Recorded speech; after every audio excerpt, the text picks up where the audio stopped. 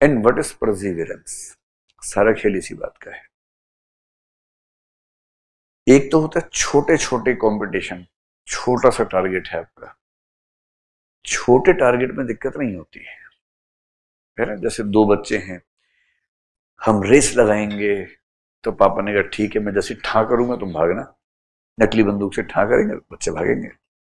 और रेस कितनी दूर की है? 100 मीटर की है।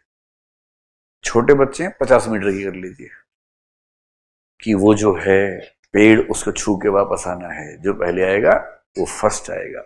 ऐसी रेस आपने खूब लगाई होंगी बचपन में, बाद में लगवाएंगे। ऐसी जिंदगी यही होती है, पहले लगाओ बाद में लगवाओ, यही है सार।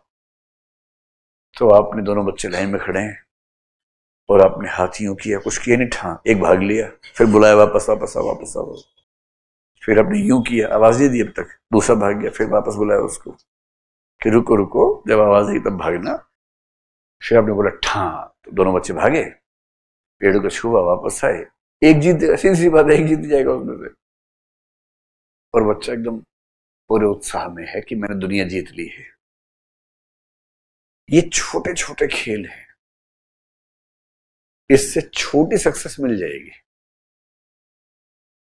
इसको कंपेयर कीजिए उस चीज से कि आपको मोटिवेशन सारा रात को अचानक आ गया, I have to be an IAS officer, क्योंकि आज खबर आई गांव से कोई बन गया है और गांव के बाकी सारे बच्चे पिटे हैं उसके बाद।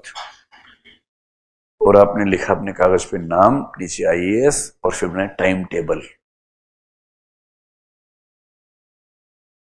5 AM to get up, 5:10 to 9 o'clock serious studies, 9 to 9:05 breakfast,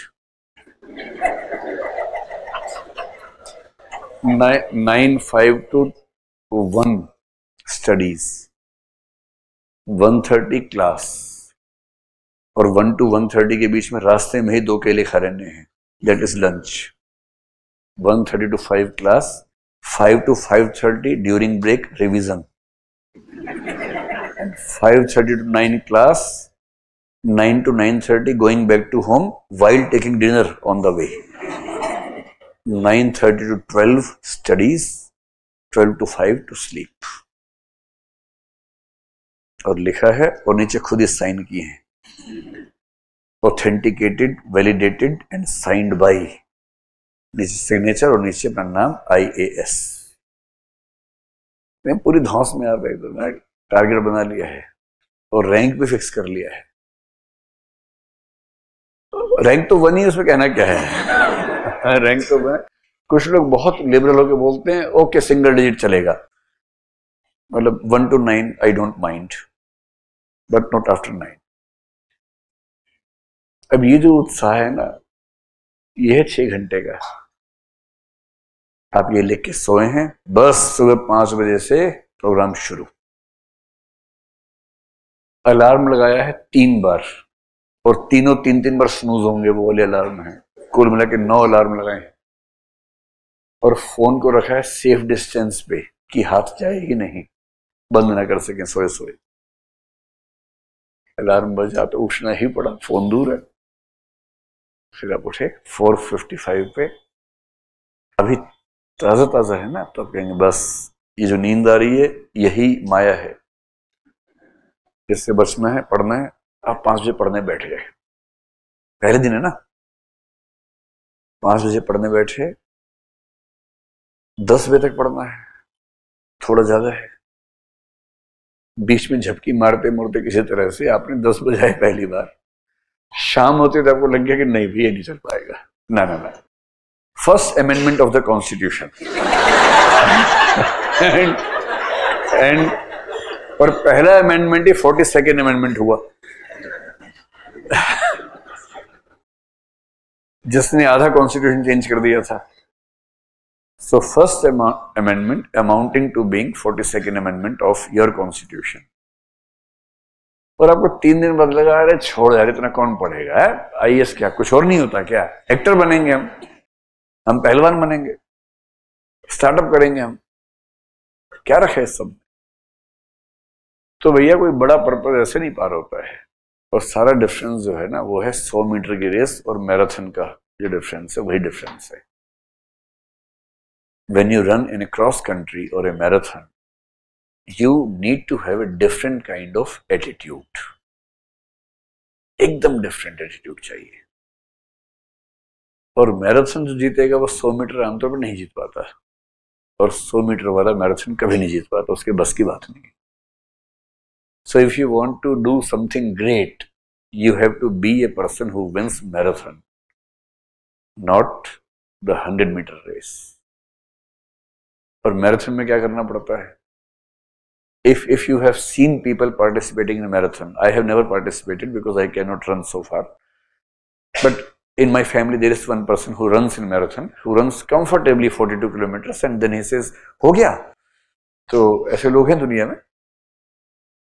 तो हम तो उन लोगों में झंडा लेके खड़े होते हैं ऐसे करने के लिए कि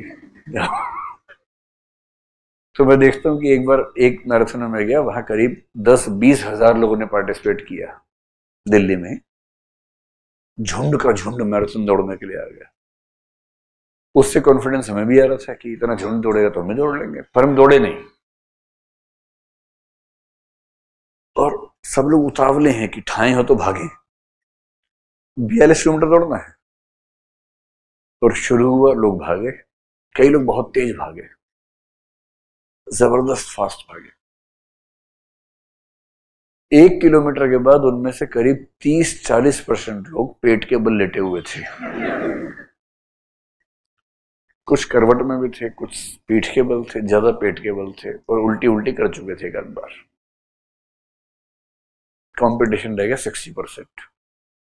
5 किलोमीटर होते होते 60% खत्म, 10 होते होते 80% खत्म, 20 होते होते 90% खत्म, 30 होते होते 95, 96, 97% खत्म, और आखिर में बचते थोड़े से लोग जो शुरू में सबसे पीछे चल रहे थे।